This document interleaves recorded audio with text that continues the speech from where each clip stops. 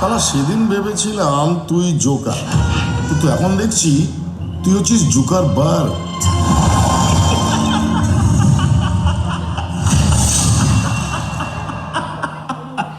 ভারত বাংলাদেশ যৌথ production. Ladies and gentleman, please welcome mega star Shakib খান।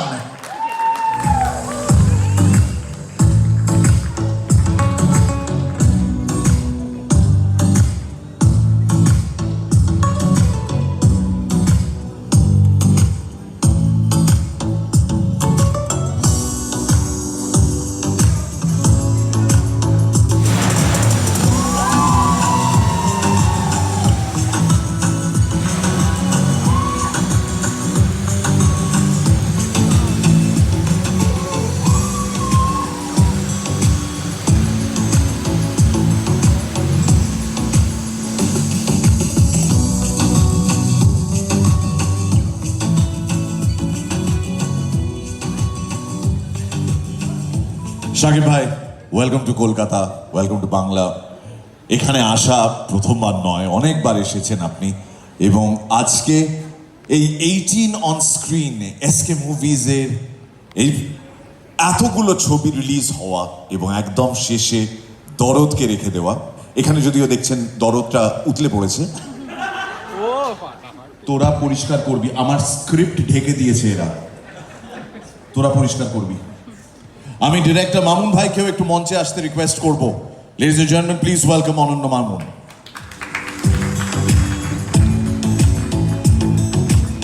হ্যাঁ, তো শাকিব ভাই, যেটা বলছিলাম।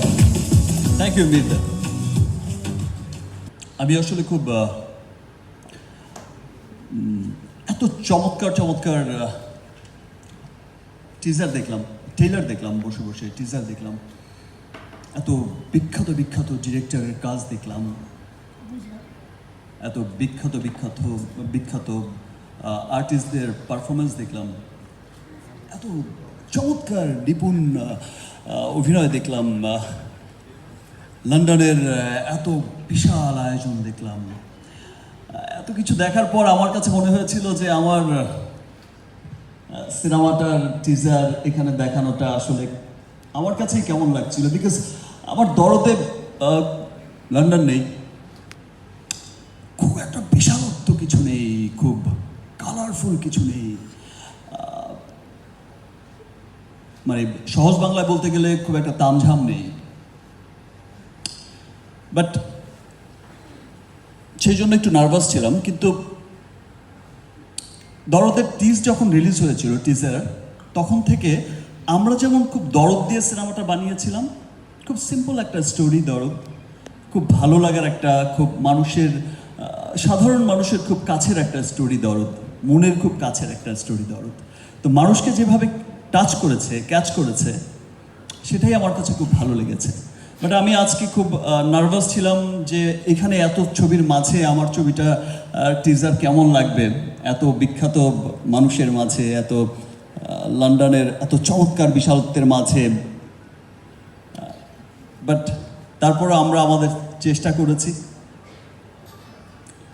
চেষ্টা করে যাচ্ছি।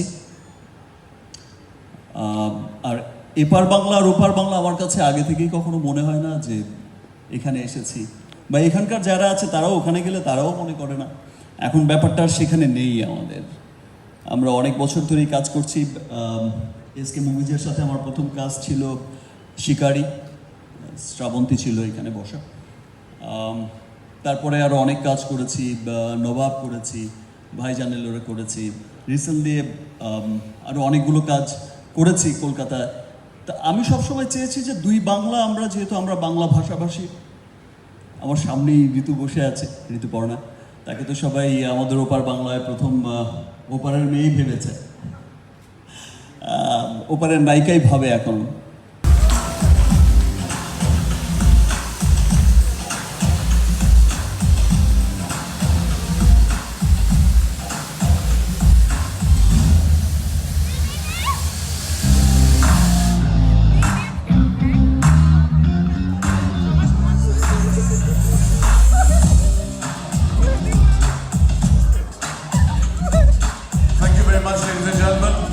This was our 18 on-screen family.